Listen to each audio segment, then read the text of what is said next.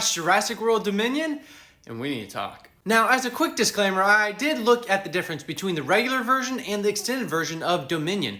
And in my opinion, Dominion is definitely better. It's not the greatest difference, and it's not going to make or break it, but it does add some extra dinosaurs, which that's what we all want to see. So I will be talking about that in this review. Now, Dominion kind of has two beginnings. And in my opinion, that's because the first part, you get to see dinosaurs in their natural habitat. It was awesome. It was so cool to see that. And I can see how they kind of set up like a little thing for later in the movie, but that was really about it. Besides that, then the second beginning of it is very weak, in my opinion. It did not set up and give you the story for the rest of it like, a lot of them do, where it's like, oh, here's what's going to be happening later, which that kind of goes into what the plot of the movie is, in my opinion. I don't think they really knew. They had a couple ideas, and they're like, oh, let's just cram them all together and try and make something almost kind of like they did in Fallen Kingdom, which... let's not talk about that. Now let's talk about the things I did like. What was really cool about this is that they bring back a lot of people, well, not a lot, but they bring back some from the first series, which was really cool. And you might not get all the little references they make, but I did just because I watched all of them in a row within like 2 weeks or something. So I got a lot of the little things, which is pretty cool. And they finally got away from the hybrid dinosaurs, thank God, which they even make a little joke about in the film.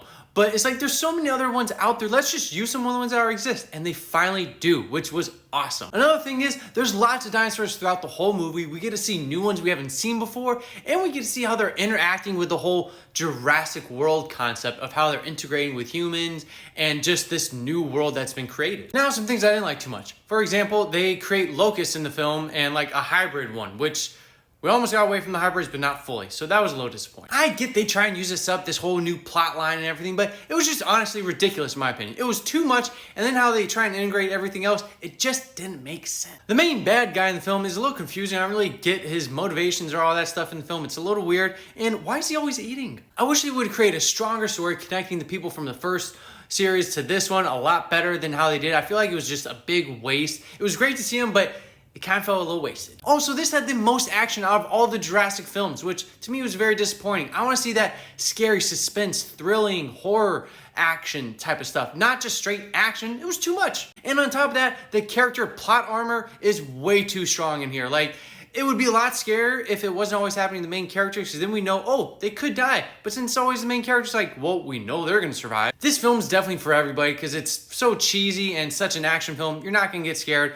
Some of the scary points that happen were almost great, except for, once again, that plot armor. But I digress, because this is a movie where Raptor gets a main role in the film again. Jeff Goldblum gets a reminder to keep his shirt buttoned and becomes a hero. And two characters in the movie finally get a resolution we've all been waiting for.